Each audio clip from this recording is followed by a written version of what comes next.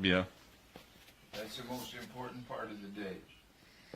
You go to sleep feeling successful. Feeling successful. And feeling like things are working out for you beautifully. That you're just really happy about yourself and your future. You're happy about it. And you go to sleep while doing that. Then that will happen to you. Like everything is happening to you right now. For what you do when you go to sleep. Because that's what you do every day, and that's what's happening to you every day. Because whatever you feel when you go to sleep tonight is what's going to happen to you for the next few days and for the next few years. And everything in your life is already set right now. What you're going to say 20 years to a man named Ashmagash, it's all set. And it's going to happen unless you change it. And you have the privilege of changing it, because you can go to sleep at night pretending, or let's say like counting $100,000. You get a $100 bill, study it, and learn to count $100,000 in your imagination. And start doing it when you go to sleep at night. And the first night that you're right in the middle of counting it and you go to sleep, then you could decide you don't want it. It's no good, you're going to get it. And it's not going to be for nothing. There'll be a very good reason you got it. You could never...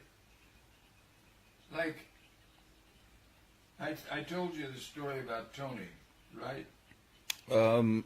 I think you did, but I vaguely remember. Maybe you can reiterate. Yeah, Tony came to me and said, this stuff that you're teaching, this positive thought, to me is the silliest fucking thing in the world. He says, but there's one thing you could do for me that would convince me that you're right. He says, I want you to tell me something that's going to happen that I know will never happen, and it cannot happen. I took the challenge and started thinking of something until I came up with it. We had the Arthur Murray studio in Reno. Reno was 40,000 people. It was on the very last page, in the last group, of a thing that was mailed to us every week about what every Arthur Murray studio did. How many interviews they had, how many people came in, how many this, how many that, how many the other thing. And I talked to Tony, and I said, Arthur Murray will throw a convention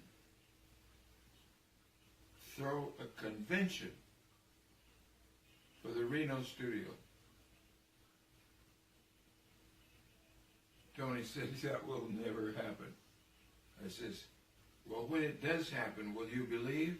He says, of course, because it's not going to happen. It's stupid. We're the smallest goddamn Arthur Murray studio. We're the very last number on the very last page of the book that comes out every week. You can't do that. Okay.